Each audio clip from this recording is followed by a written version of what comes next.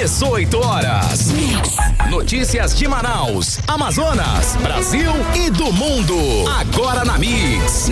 Olha lá, em 6 horas e 3 minutos em Manaus, juntos em 100,7 até as 7 da noite. Mais uma edição do programa 18 horas. Alô, Karime Leão. Alô, Carlão, boa noite. Olá. Muito boa noite para você sintonizado aqui com a gente em 100,7. Já começo agradecendo a sua companhia, a sua audiência. Estamos juntos a partir de agora até as 7 da noite aqui no 18 horas. Mix. Melhor ainda se você participar conosco do programa, hein? Acione aí o nosso WhatsApp 994887592. Fique à vontade e dê a sua opinião. A gente quer ouvir o que você pensa a respeito dos assuntos que a gente aborda aqui no 18 horas. E tá valendo também a sua participação para você que nos acompanha ao vivo pela live do YouTube. Manda sua mensagem de texto e não esquece de seguir a gente nas redes sociais. No @18horasnews. Mix. Começando com o trânsito, hein, Karime? Vamos saber como é que tá a semana. Segunda-feira começando bem ou mal no trânsito, hein, Karime? O repórter André Meirelles está nas ruas da cidade com o carro do 18 horas. André, boa noite. Por onde andas, André? Trânsito. Alô, André. Muito boa noite para você, Karime, Carlão. Boa noite aos ouvintes ligados aqui na 100.7. Vamos falar do trânsito vindo desde a Boulevard Álvaro Maia no sentido centro-bairro para as proximidades aqui da Avenida Humberto Calderaro. No trecho não tem muita dificuldade para chegar até aqui a Avenida Humberto Calderaro. E também todo esse trecho aqui da Avenida Humberto Calderaro até se aproximar ao DB Supermercado, ali o trânsito segue até com um trânsito moderado, mas passando dali começa aquele trânsito concorrido e a gente segue aqui pelas ruas da capital amazonense daqui a pouco com mais informações, Karime, Carlão. Muito obrigada, André Meirelles. Hora 6h04. 18 horas. Começando com os destaques do programa 18 horas de hoje, mais um PM é preso acusado do caso de estupro da indígena Cocama em Santo Antônio do Içá. Mulher denuncia que foi vítima de estupro durante a transferência da cadeia de Humaitá para Manaus. Sul do Amazonas registra aumento de queimadas ilegais. Amazonas registra redução nos casos de mortes por causa de vírus respiratórios. Hora 6h05. Esses e outros assuntos, os destaques da semana e os destaques da segunda-feira, 28 de julho de 2025. Nós vamos conferir a partir de agora até às 7 da noite com você aqui no melhor Mix do Brasil. No ar, mais uma edição do 18 horas. 18 horas. Mais um policial militar foi preso por envolvimento no caso de estupro coletivo contra a indígena Cocama, da etnia Cocama em Santo Antônio do Içá. O caso que ganhou repercussão nacional e tem, é claro, gerado aí revolta na sociedade de um modo geral. Hein, de todos da sociedade, Carlão. A prisão foi no município de Tabatinga, cumprindo mandados do Ministério Público do Amazonas. Agora já são 5 presos acusados dos estupros e um outro policial militar, identificado como o 2º sargento Sebastião Gomes de Melo, segue foragido. Olha só, já foram presos o soldado Nestor Martim Ruiz Reateg e Luiz Castro Rodrigues Júnior, os dois do município de Tabatinga. O primeiro sargento Osiel Freitas da Silva foi preso aqui em Manaus. Santo Antônio do Içá foram presos o cabo Claudenberg Lofiego Cacau e o guarda municipal Maurício Faba Nunes. Os suspeitos são investigados por crimes como estupro de vulnerável, estupro qualificado e tortura, cometidos enquanto a vítima estava presa em condições degradantes dentro da delegacia de Santo Antônio do Içá. O caso só agora segue sendo investigado depois de ganhar repercussão nacional e causar revolta e indignação. Olha, segundo a denúncia, a indígena ficou 9 meses sendo abusada dentro da delegacia de novembro de 2022 até agosto de 2023. Agora, a Defensoria Pública disse que em dezembro de 2022 havia pedido prisão domiciliar para a vítima, por estar, é claro, com um recém-nascido numa cela em condições degradantes. Mas escuta essa, seguinte, o pedido foi negado pelo Ministério Público. Mais um absurdo nesse caso, sucessivos erros, todos erraram, todos foram omissos. Esse caso só comprova a total falência do Estado do Amazonas no que diz respeito a políticas públicas para proteger o cidadão. No último Atlas de Violência do país, indica o Estado do Amazonas como o segundo com maior número de estupros de vulneráveis do país. O repórter Kennedson Paz está acompanhando esse caso e traz as atualizações agora ao vivo pra gente aqui no 18 horas. Um caso revoltante, não é, Kennedson? Ganhou repercussão nacional e que só traz, só comprova a completa falha da gestão de políticas públicas do estado do Amazonas. Então, Kennedson, boa noite. A advogada de defesa falou hoje com a imprensa e ela alega que os acusados são inocentes. Exatamente, Karime. Muito boa noite para você, para o Carlão, para todos que acompanham a gente aqui no 18 horas da Mix. Pelas falas da advogada Viviane Batalha, ela que também se diz de origem da etnia Cocama, ela mencionou que a mulher indígena ali que mencionou a respeito sobre esses estupros, esta vítima, na realidade, supostamente, segundo as informações da advogada, esse caso ele seria basicamente, sabe o quê? Tudo não passava de apenas uma vingança, segundo a advogada Viviane Batalha. Essa mulher, ela acabou denunciando sobre vários casos que teria sofrido estupro dentro de uma penitenciária lá no município de Santo Antônio do Içá. No entanto, as falas da advogada dos suspeitos é bem contrária ao que até o próprio Ministério Público do Estado do Amazonas já conseguiu investigar e conseguiu coletar de provas. Segundo as informações da advogada hoje à imprensa, essa mulher que está presa hoje da etnia Cocama, ela supostamente trabalhava com um processo de limpeza na delegacia lá do município de Santo Antônio do Içá.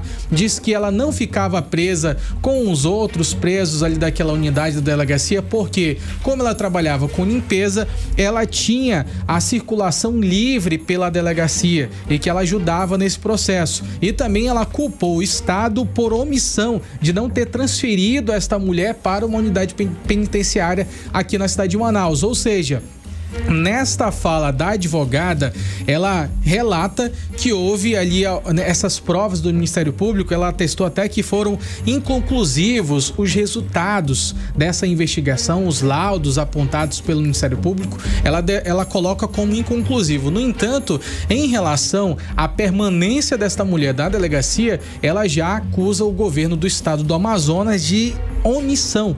Então, basicamente, ela já declara ali que, de fato, o governo do estado do Amazonas foi omisso diante desse caso. Sem dúvida. Agora, então, mas o Ministério Público, ele se manifestou. Exatamente. O Ministério que Público... as provas são contundentes, inclusive os exames que foram feitos na indígena, acusando e apontando violência. Com certeza. O Ministério Público, a respeito sobre o que o que essa advogada ela mencionou hoje para a imprensa, o Ministério Público se manifestou dizendo, olha, as provas que foram coletadas, elas foram coletadas com maior rigor, tanto exames, os depoimentos, as avaliações psiquiátricas, e o lugar de dar espaço ao contraditório é durante o processo e não na imprensa, foi o que declarou o Ministério Público. Isso já rebatendo as informações levantadas pela advogada Viviane Batalha. Você trouxe também pra gente, ainda no início da apuração desse caso, Kennedson, que inclusive um juiz esteve nessa delegacia,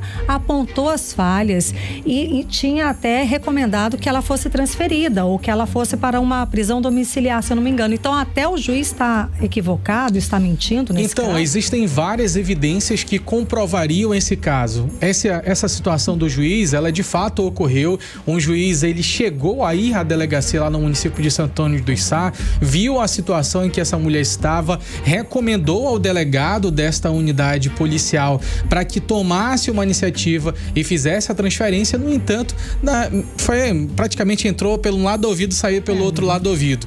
E aí o fato é que nada foi realizado nesse período.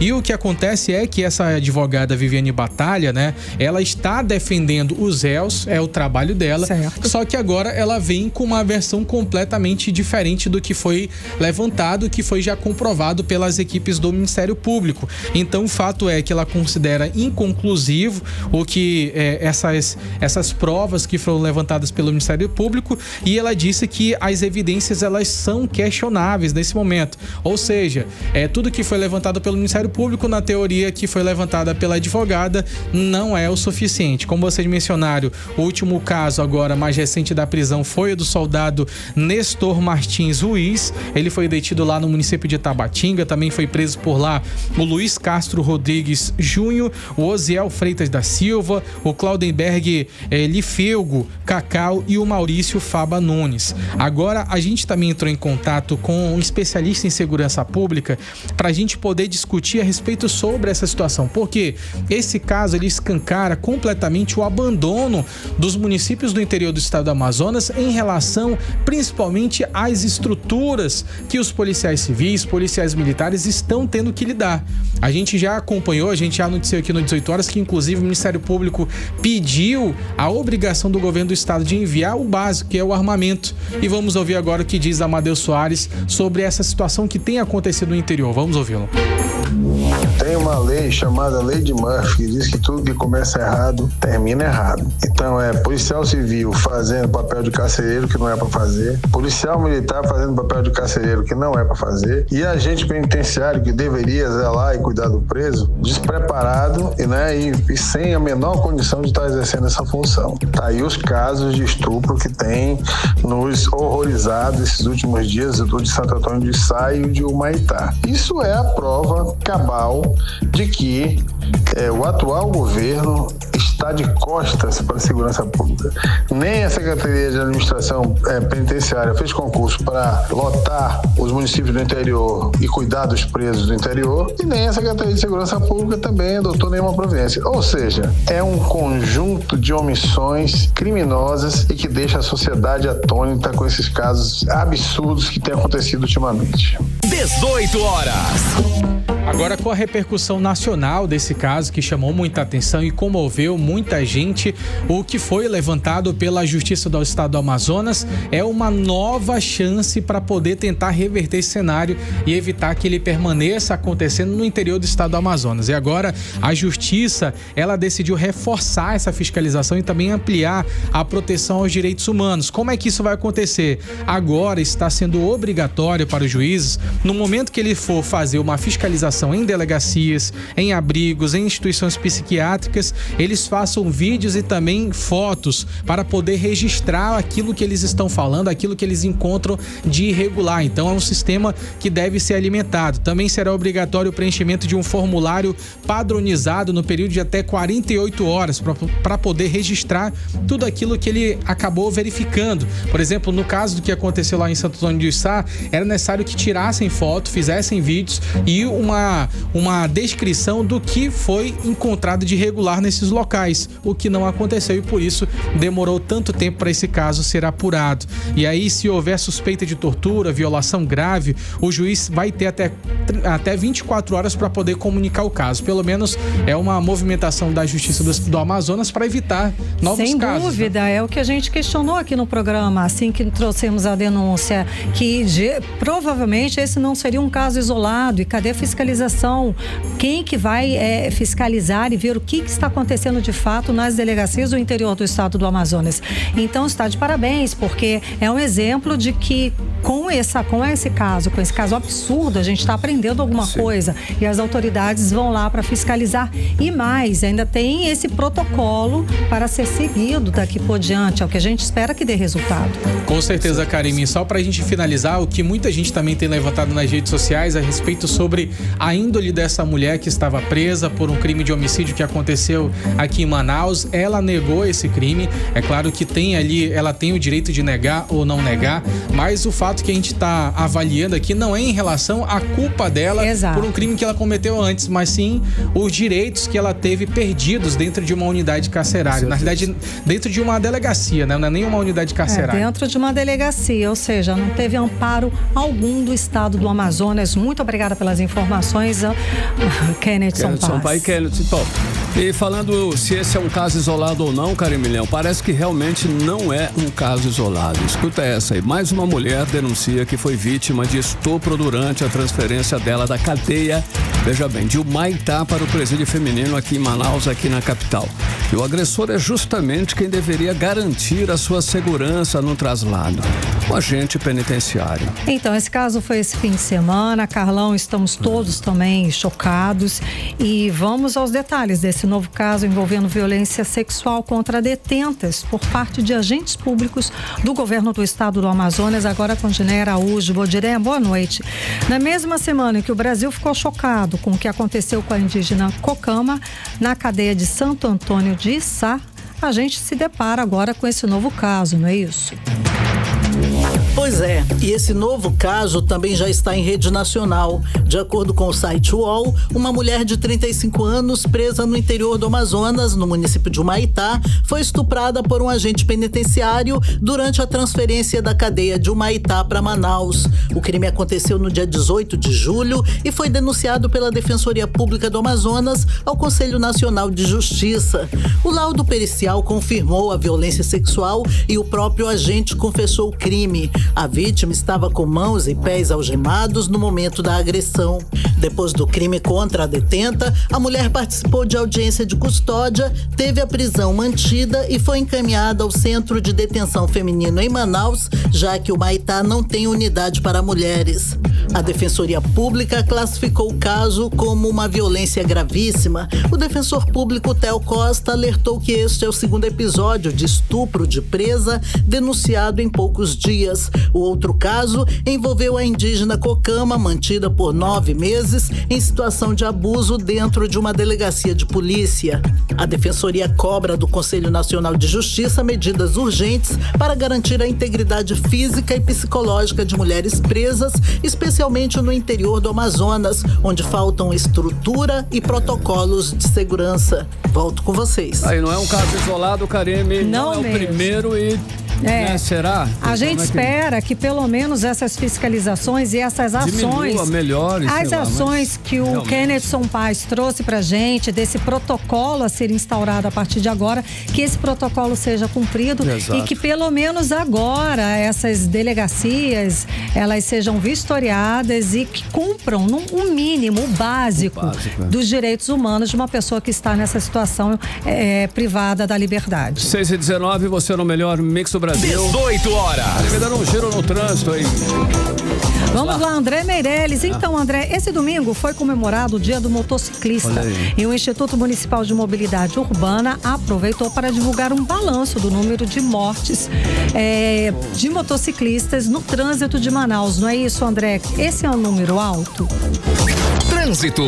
Isso mesmo, Karime, Carlão, boa noite mais uma vez para vocês, aos ouvintes. Esse número representa, na verdade, quase metade de todas as mortes aqui no trânsito, que chegaram aí a 124 no total. Embora tenha acontecido essa redução de 17% em relação ao mesmo período do ano passado, quase 72 motociclistas eles morreram, e os dados ainda são alarmantes. Além das vítimas fatais, os atendimentos de emergência mostram a gravidade do problema.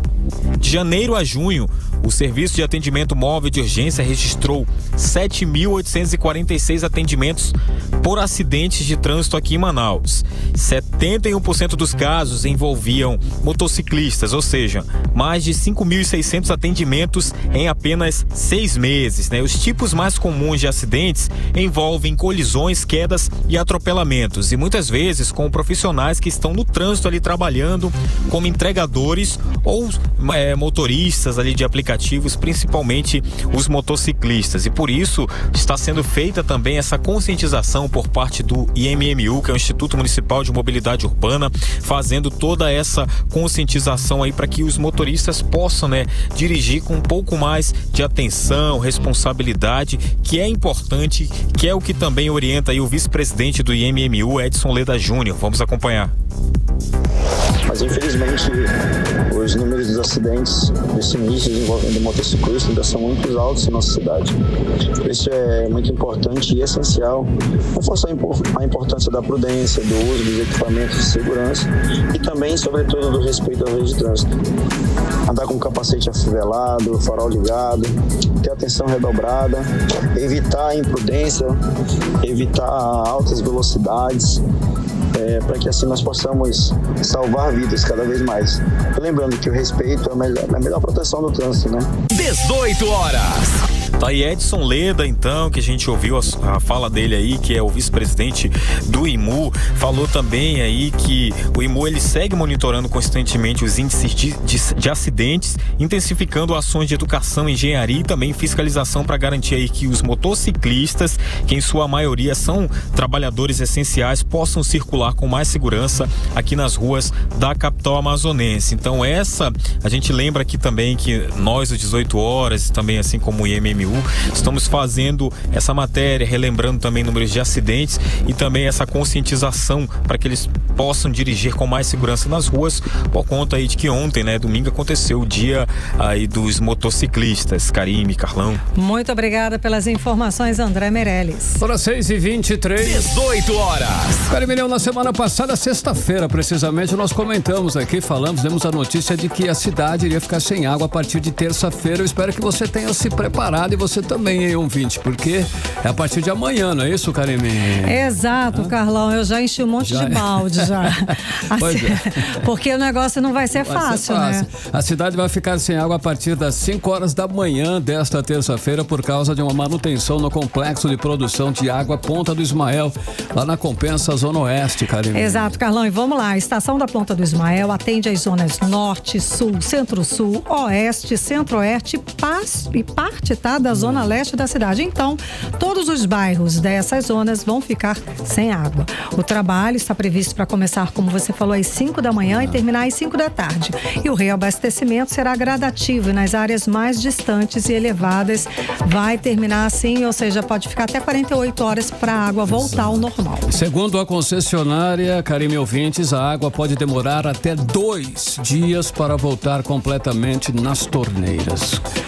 É importante que a população se programe, economize água e fique atenta às informações. Em caso de emergência, a Água de Manaus atende pelos canais oficiais 24 horas, como, por exemplo, 0800 092 0195, repetindo, anote aí, 0800 02 0195, 6h24. 18 horas.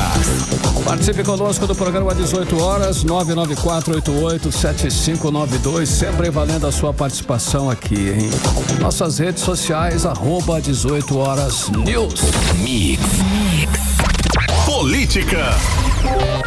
Vamos de política, Carlão. Agora. Kennedson Paes e Nathalie Moraes já com a gente. Nathalie, boa noite, Nathalie. Vamos lá. Um contrato de quase 6 milhões de reais firmado pelo Detran do Estado do Amazonas para serviços de limpeza e conservação de espaços públicos. Mas esse contrato está cheio de polêmicas, né? A contratação foi feita com dispensa de licitação, alegando urgência, mas tem levantado muitas suspeitas, não é isso? O Ministério Público, inclusive, já está acompanhando esse caso, essa contratação. Nathalie, conta pra gente, o que pode estar por trás dessa contratação que deveria garantir ambientes mais seguros, mas terminou aí gerando toda essa polêmica. Boa noite. Boa noite, Karime, boa noite, Carlão, boa noite aos ouvintes que nos acompanham na noite desta segunda-feira. Karime, quando o assunto é dinheiro público aqui no Amazonas, quando o governo está envolvido, o que não faltam são polêmicas, e dessa vez a gente está trazendo uma polêmica do Detran Amazonas. Isso porque o diretor-presidente, o André Fernandes, renovou um contrato milionário com a empresa que no papel vende artigos domésticos, mas que agora virou especialista em biodescontaminação, ou seja, seria uma empresa que vai lá e faz a dedetização do prédio. Só que assim, é um nome bonito, técnico, mas na prática parece assim realmente mais uma fachada ali de licitação superfaturada. Isso porque, Karime, o valor de mais de 6 milhões de reais com essa renovação. Primeiro foram 3 milhões no ano passado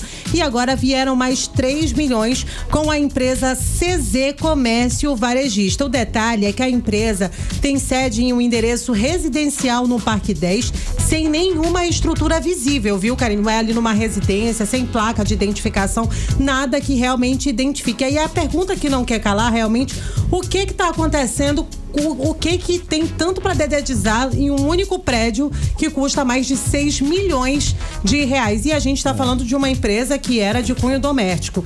E aí, segundo especialistas, esse tipo de serviço geralmente é utilizado ali em hospitais, em ambientes de alta contaminação. E agora está sendo aplicado aí no prédio do Detran Amazonas. Só que, como você falou, Karime, o governo do Amazonas realmente tem tentado ali agir com inteligência, vamos dizer assim, mas os órgãos de fiscalização e controle já estão em cima. Inclusive, o Ministério Público já se prontificou e disse que está investigando aí mais esse caso, por que esse contrato foi fechado ali na Surdina, foi renovado e ultrapassa 6 milhões de reais aí com a empresa Cezer Comércio Varejista, que seria uma empresa de serviços domésticos e estaria prestando dedetização nos prédios do Detran aqui no Amazonas.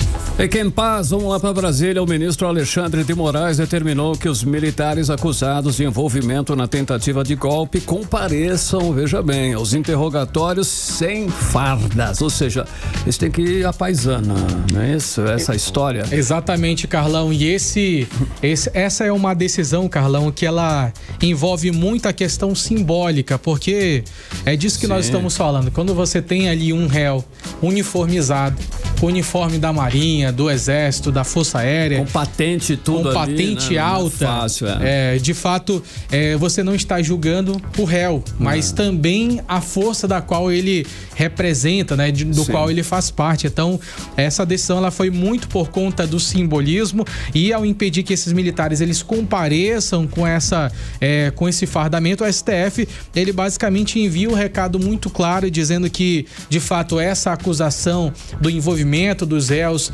nessa tentativa supostamente tentativa de golpe, ela não é contra as instituições, mas sim contra os indivíduos que estão passando por esse procedimento de interrogatório ao longo deste dia. Então, de fato, é uma questão simbólica no qual o Supremo Tribunal Federal quer tirar de circulação para evitar que as pessoas acreditem que as Forças Armadas elas tenham qualquer tipo de relação com aquela situação que aconteceu no dia 8 de janeiro. Então, basicamente, é essa a ideia, Carlão. Faz sentido. Não são as Forças Armadas que estão no banco dos réus, e sim o indivíduo, tá?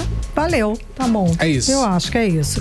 Nathalie, vamos lá. O Ministério Público Eleitoral instaurou um procedimento investigatório criminal contra o deputado estadual Carlinhos Bessa, do Partido Verde, que também preside a sigla aqui no estado do Amazonas. O que a gente sabe a respeito desse caso? Então, Karime, é mais um nome da política amazonense entrando aí no radar da justiça. Dessa vez o deputado estadual Carlinhos Bessa, como você já adiantou, ele que é líder do PV, do Partido Verde aqui no Amazonas. Dessa vez o Ministério Público Eleitoral abriu aí um procedimento de investigação criminal contra o parlamentar por possível desobediência eleitoral. O que, em outras palavras, significa ignorar obrigações legais previstas ali na legislação partidária. O procedimento foi instaurado, né, na verdade, oficialmente na última quinta-feira e publicado no Diário Oficial na última sexta-feira no Diário Oficial do Ministério Público Federal, viu, Karime, Carlão e ouvintes? Inclusive, o ponto central dessa investigação seria o descumprimento no artigo 17 do Tribunal Superior Eleitoral, que trata das prestações de contas e obrigações dos partidos políticos junto à Justiça Eleitoral. Ou seja, há indícios aí que o Diretório Estadual do Partido Verde, sob o comando aí do Carlinhos Bessa, não estaria cumprindo as regras básicas de transparência e exigência de qualquer partido aí, um requisito que é fundamental em todo o país. Inclusive, a gente entrou em contato aí com o deputado e ele mandou uma nota pra gente, Karime, Carlão e ouvintes, informando que ainda não foi notificado aí oficialmente dessa decisão, mas que está aí à disposição da Justiça para prestar os devidos esclarecimentos. Carlão. Beleza, quem agora é contigo. Olha só, durante um evento organizado pela XP Investimentos, Tarcísio de Freitas e Ratinho Júnior, ambos nomes fortes da direita para 2026, eles foram duramente criticados pelo deputado Eduardo Bolsonaro por não defenderem o ex-presidente Jair Bolsonaro no debate sobre as tarifas impostas pelo governo Trump ao Brasil. Ao mesmo tempo, a pré-candidata do governo do Amazonas pelo PL, a Maria do Carmo, voltou a falar em perseguição contra a direita. O que essas declarações revelam sobre a divisão dentro da própria direita e os rumos da corrida presidencial em 2026? Na realidade, tá tudo misturado mesmo, né? Tá tudo misturado, Carlão. Essa situação do Trump, como a gente já tinha adiantado em alguns períodos aqui no 18 horas, de fato, ela teoricamente seria uma salvação para poder garantir várias coisas ao mesmo tempo, que era a anistia a todos os envolvidos do 8 de janeiro, que ainda há pouco a gente falou sobre o julgamento de vários oficiais do Exército e forças especiais que estavam nessa ação também, segundo as investigações do Supremo Tribunal Federal, e além disso também seria ali a ideia que seria esse tarifaço usado para promover a direita de modo global, tanto na decisão do Trump, que também essa decisão do Trump contra o Brasil, ela fortalece ali o pensamento de conservadores americanos, mas também no Brasil fortaleceria a pressão do presidente americano contra as autoridades brasileiras para poderem mudar esse cenário de perseguição contra a direita no Brasil. De fato, existem vários processos contra os principais nomes da direita no Brasil, já existem processos contra o deputado federal Nicolas Ferreira, existem processos contra várias outras lideranças ligadas à direita. O Eduardo Bolsonaro se considera um exilado político porque seria preso no Brasil. A gente tem também o ex-presidente Jair Bolsonaro usando tornozeleira eletrônica, mesmo não tendo sido condenado ainda pelos crimes praticados e mesmo já tendo o passaporte apreendido. Então, de fato, a direita, ao invés de se mobilizar nesse momento, acabou se dividindo completamente. E Eduardo Bolsonaro, que está completamente fora desse cenário nacional, ele acaba tomando opiniões bem desconexas com a realidade, porque ele critica os próprios parceiros, os próprios aliados. Criticou o Tarcísio, que é um grande nome, criticou também o Renato, o Ratinho Júnior, perdão. Então, de fato, ele tem atacado os principais aliados. E isso gera ainda mais a situação de crescimento da própria esquerda, que adora essa guerra interna na direita, né? E com isso acaba dificultando a questão das eleições em 2026 para a presidência. E aqui no cenário amazonense, a nossa pré-candidata ao governo do estado, Maria do Carmo, ela fala que não existe separação na direita, no entanto, a verdade não é muito bem assim. Por exemplo, foi feita ali uma manifestação do buzinaço com a deputada federal, né? Tanto ali a Menezes, a Débora Menezes fez o buzinaço, não tinha ninguém da direita lá, a não ser a Débora e o pai dela, que chegou para dar o apoio. Também não teve nenhuma manifestação dos outros deputados, dos vereadores. Então, o fato é que tá tudo bem comprometido, bem confuso. Ninguém quer assumir, mas o fato é que a situação tá muito grave e vai ser difícil arrumar a casa nesse momento aí. Mas tem que ser rápidos porque 2026 já chegou. E com certeza vai refletir aí o fim, né?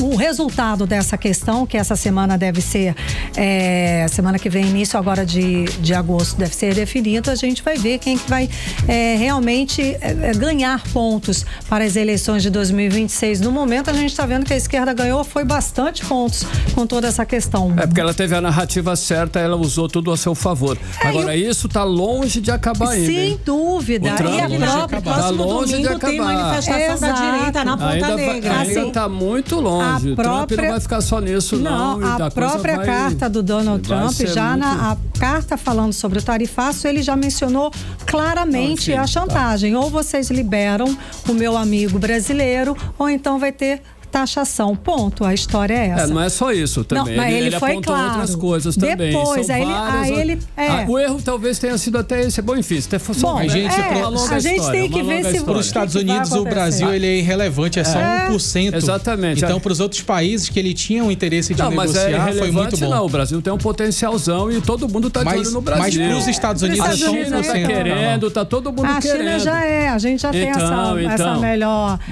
essa situação. Muito Muito obrigada. Valeu. É maravilhoso o debate Essa sempre. Essa resenha é maravilhosa. A gente ia continuar com essa resenha depois. Valeu, gente. Kennedy Paz e Nathalie Moraes. Hora 6h36, você no melhor Mix do Brasil. 18 horas. E daqui a pouco, aqui no 18 horas, estrangeiros são presos com 1,5 toneladas de drogas no Rio Solimões. É o nosso assunto em instantes. 18 horas. Vai me dando mais um giro no trânsito em Manaus. Vamos falar com o repórter André Meirelles, agora às 6h36. André, além do trânsito, das informações que você vai passar pra gente agora, a Prefeitura de Manaus está reforçando a sinalização viária, justamente para garantir mais segurança no trânsito. É isso, conta pra gente, André. Trânsito. Exatamente isso, Karime, Carlão. Inclusive, para reduzir acidentes e organizar o trânsito, a Prefeitura de Manaus, por meio do Instituto Municipal de Mobilidade Urbana, intensificou aí a implementação e o reforço de sinalização viária em diferentes regiões aqui da capital amazonense. Zona Leste, Zona Norte, Zona Sul, todas tiveram, sabe, aquelas faixas que estavam apagadas, inclusive faixas de pedestre, né? Aquelas outras faixas também já foram todas pintadas aí. Quem vai falar melhor pra gente é o Harold Guedes, que é o diretor de Engenharia de Trânsito do IMMU. Quanto à sinalização, Naira, o IMMU ele tem feito a manutenção da sinalização das vias principais e tem atendido também as vias secundárias. Nós atendemos agora recentemente o bairro de Petrópolis, o bairro do Planalto, Alvorada, Nossa Senhora de Fátima. E a gente tem dado prioridade aonde? Onde precisa de revitalizar e implantar faixa de pedestre, principalmente em frente às escolas, né? E alguns cruzamentos que são perigosos, a gente tem implantado a sinalização de pare. Então, esse é uma competência do órgão de trânsito do município, e o órgão de trânsito do município vem fazendo o seu trabalho de manutenção dessa sinalização horizontal e vertical da cidade. 18 horas. Aí, a gente acompanhou a fala do Harold Guedes, que é diretor de Engenharia de Trânsito do IMMU, e também essas ações elas fazem parte de um cronograma técnico que prioriza os pontos com maior fluxo de veículos e pedestres, isso tudo atendendo às demandas da população para garantir, claro, um trânsito cada vez mais seguros aqui em Manaus. Só lembrando que ainda estão sendo feitas aí essas pinturas, né? Já foram feitas em várias zonas aqui da capital amazonense. Nos próximos dias continua aí para melhorar, claro, a segurança tanto, né, do motorista quanto dos pedestres. Volto com vocês. Muito obrigada, André Meirelles. Hora 6h39. 18 horas. Agora nós vamos de tempo e temperatura, previsão do tempo com ela, Vanessa Lima. Previsão do tempo. Boa noite, Karime, Carlão e a todos que acompanham a previsão do tempo aqui com a gente no 18 horas. A segunda começou com um céu completamente ensolarado. Os termômetros chegaram aos 33 graus e por causa da temperatura alta e da umidade alta também, alguns pontos da cidade tiveram algumas pancadas rápidas de chuva. Mas só uma chuvinha passageira. Agora à noite, o céu fica bem limpo, a temperatura cai para os 25 graus e a probabilidade de chuva é bem baixa, quase nula. E vamos falar sobre o clima de amanhã, 29 de julho, terça-feira. Segundo o Clima Tempo, a terça vai começar com o céu inteiramente limpo também. A partir do meio-dia, os termômetros disparam, chegando aos 34 graus. No final do dia e começo da noite, a temperatura cai, o céu se mantém sem nuvens e sem previsão de chuva, garantindo uma noite estrelada para essa terça-feira. Resumo do termômetro de terça. A temperatura varia entre mínima de 24 e máxima de 34 graus e a umidade relativa do ar fica em torno de 48 a 85%. Legal. Muito obrigada, Vanessa Lima, ao vivo. Ao vivo, 6h40. 18 horas. Olha só, em sul do Amazonas volta a ser alvo de alerta ambiental. O Instituto Brasileiro do Meio Ambiente, o IBAMA, chamou a atenção para o aumento das queimadas ilegais na região. Segundo o IBAMA, o cenário é grave e está relacionado à grilagem e também, é claro, ao desmatamento ilegal. Carlão, vídeos divulgados pelo IBAMA, a gente consegue ver uma coluna de fumaça saindo de municípios como o Apuí. A repórter Nathalie Moraes segue com a gente ao vivo aqui no 18 horas. Ela tem mais detalhes a respeito desse assunto. Nathalie, então, será que essa fumaça é a que tem chegado aqui em Manaus já nesse mês de julho e é, né, um dos principais fatores por essa poluição que a gente tem visto nas últimas semanas aqui na cidade? Nathalie, boa noite. Mais uma vez, boa noite, Karime, Carlão e ouvintes do programa 18 horas. Claramente, né, Karime, nos últimos anos, infelizmente, infelizmente, a gente tem respirado esse novo normal, como as autoridades costumam dizer, mas a gente não consegue normalizar, viver debaixo de uma fumaça tóxica. Falta de saúde, né? Não pode ser normal, né? E aí, Karime, o que apontam, né? O que mostram os estudos, né? Dos climatologistas, dos meteorologistas, é que realmente, mesmo antes do pico da seca, mesmo antes do pico da estiagem, o Amazonas realmente já está sofrendo com a temporada de queimadas. E a maior parte dessas queimadas, a gente está falando de queimadas ilegais. Só nos primeiros dias de julho, só para você ter uma ideia, do dia 1º até o dia de hoje, até o dia 28 de julho, foram mais de 239 focos ativos de calor registrados, e a maior parte deles lá na região sul do Amazonas. Esses dados, eles foram divulgados pelo Instituto Brasileiro de Meio Ambiente e dos Recursos Naturais Renováveis. Eu tô falando aí do IBAMA, como a gente já conhece. E aí, Karime, segundo o IBAMA, toda essa fumaça que a gente tem respirado, que tem chegado a Manaus já nas últimas semanas, realmente, são frutos aí de grilagem. A gente está falando de desmatamento ilegal. Cada vez mais as terras estão sendo invadidas. Muita gente realmente costuma invadir ali para fazer área de pasto, acaba fazendo queimadas irregulares, e como a gente tem tido dias cada vez mais quentes, qualquer fagulha ali acaba se propagando, e a gente tem queimadas realmente que chamam a atenção. Para quem nos acompanha também pelas redes sociais, vai poder conferir agora algumas imagens que foram registradas na última sexta-feira lá no município de Apuí. A nuvem de fumaça realmente chamava a atenção, Karime, né? Porque assim, parecia cena de fim de mundo. Exato, é impressionante. Parece o cogumelo atômico. Exato, é impressionante a imagem. Aquelas cenas de filmes de ficção científica, e elas foram registradas na última sexta-feira no município de Apuí, na região sul aqui do Amazonas. E aí é claro que o IBAMA se manifestou e está aí de olho em toda essa situação, em especial para aquela região ali de Apuí, Humaitá, Canutama e Maués, que são as áreas que mais registraram. Isso que eu falo sempre, né? Todos os anos é onde há mais fogos. Focos de incêndio. Exato. Essa região, a região sul do Amazonas, sim, e a nossa região metropolitana, eu tô falando aqui de Iranduba, Altazes, Manacapuru, tem liderado nos últimos anos, e cada vez mais contribui para que essa fumaça chegue antes aqui. E aí a gente procurou o superintendente do IBAMA aqui no Amazonas pra gente tentar entender o que é que tá acontecendo. A gente vai ouvir aí agora a fala do Joel Araújo. A floresta naquela região, ela tem sofrido com desmatamento e queimada há muitos anos, queimadas no seu sentido do uso do fogo para limpeza de áreas de pecuária, para campos ou áreas de capoeira, onde precisa dessa limpeza para a retomada das atividades de pasto, né, de pecuária. Então, com isso, muito dessas queimadas se estende pela floresta, formando os incêndios florestais. E a floresta, ela está mais fragilizada. A cada vez que se aumenta o desmatamento, se fragiliza a vegetação.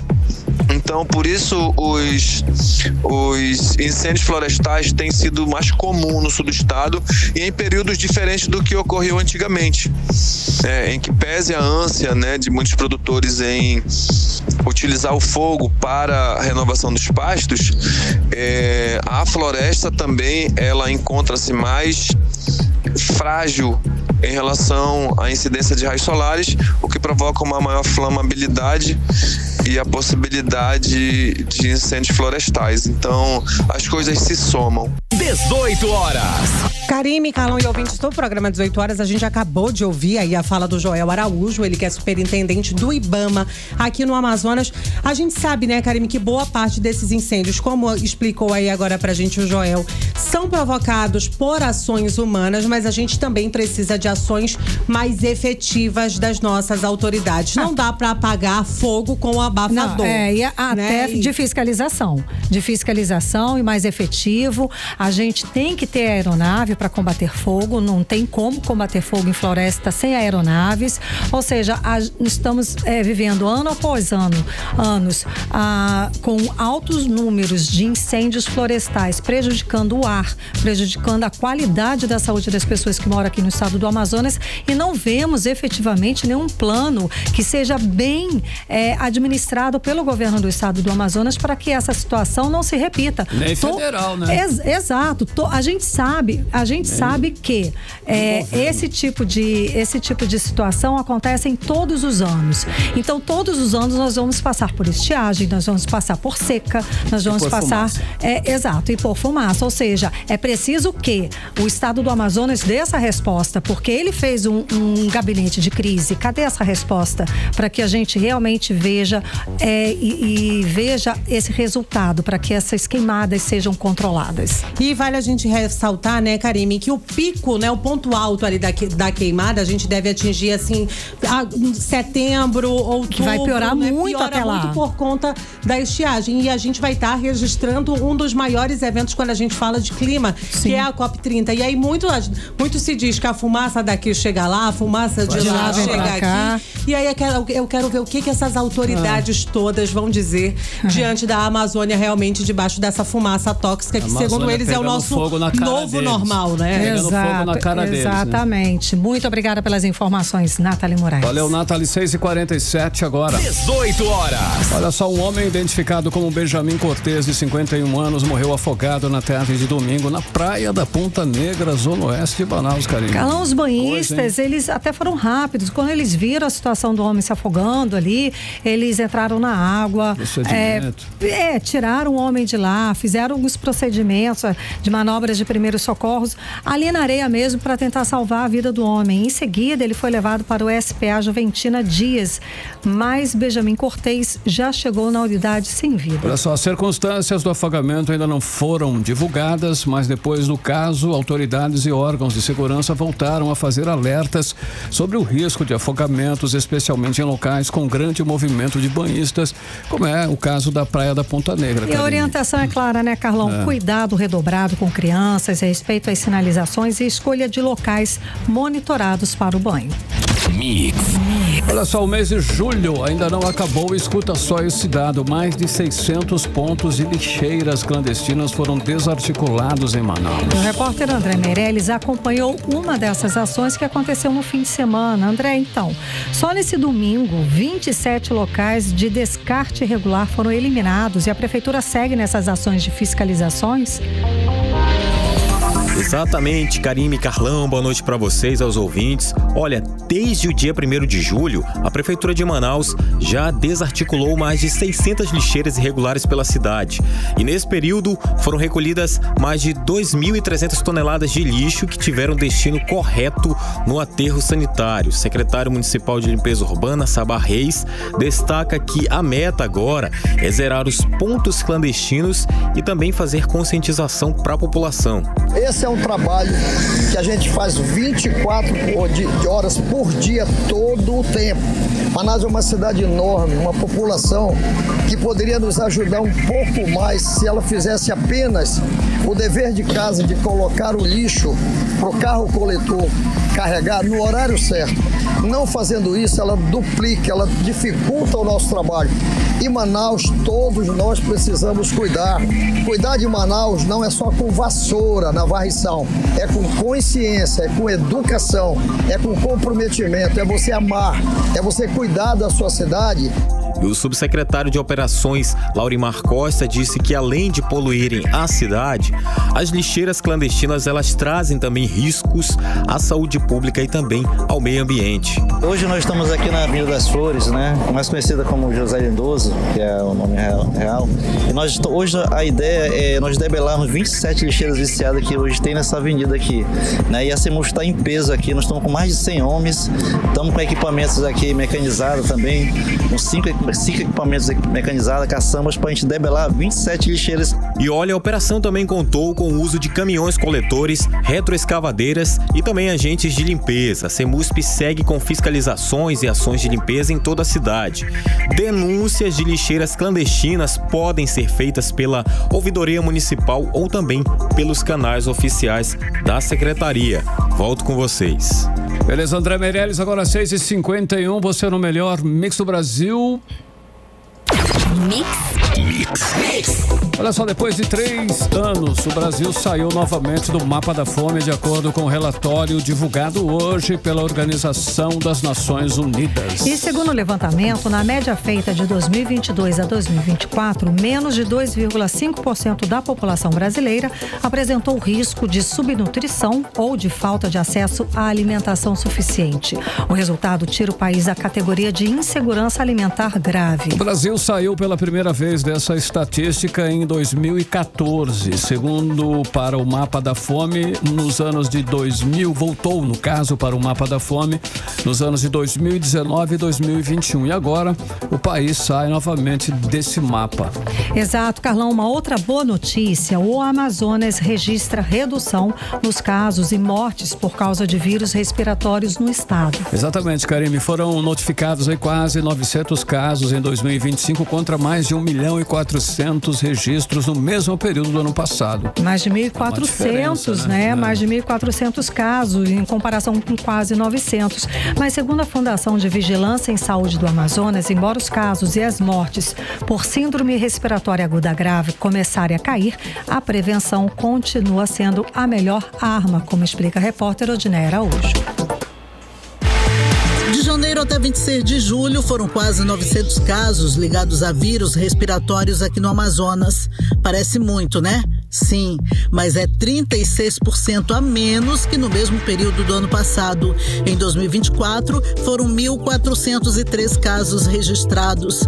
As mortes também caíram. Foram 47 esse ano contra 64 em 2024. A principal causa de mortes registradas este ano por problemas respiratórios é a Covid-19, seguida pela influenza A. Os números foram apresentados hoje pela Fundação de Vigilância em Saúde do Amazonas. Mas atenção, os bebês com menos de 1 ano continuam sendo os mais atingidos, seguidos por crianças pequenas e idosos. Por isso, todo cuidado é pouco. É o que recomenda a gerente de doenças transmissíveis da FVS, Lilian Furtado. Até o dia 26 de julho de 2025, foram notificados 2.852 casos de SRAG, sendo 892 associados a vírus respiratórios. Nessas últimas 3 semanas, os vírus mais identificados foram o rinovírus e o vírus sincicial respiratório. A faixa etária mais atingida continua sendo a menores de 1 ano, representando mais da metade dos casos recentes. Esse dado ele reforça a importância de proteger nossos bebês e manter o cuidado redobrado com os mais vulneráveis. Segundo a Fundação de Vigilância em Saúde do Amazonas, entre os vírus que mais circularam nas últimas semanas estão o rinovírus, o vírus sincicial respiratório, a Covid-19 e a gripe. Reforçamos à população a necessidade de manter as medidas de prevenção, que são etiqueta respiratória, ao tossir ou ao espirrar, cobrir a boca e o nariz com um braço ou um lenço descartável, higienização frequente das mãos com água, sabão ou álcool em gel. Evitar locais fechados e aglomerações, especialmente se tiver com sintomas respiratórios.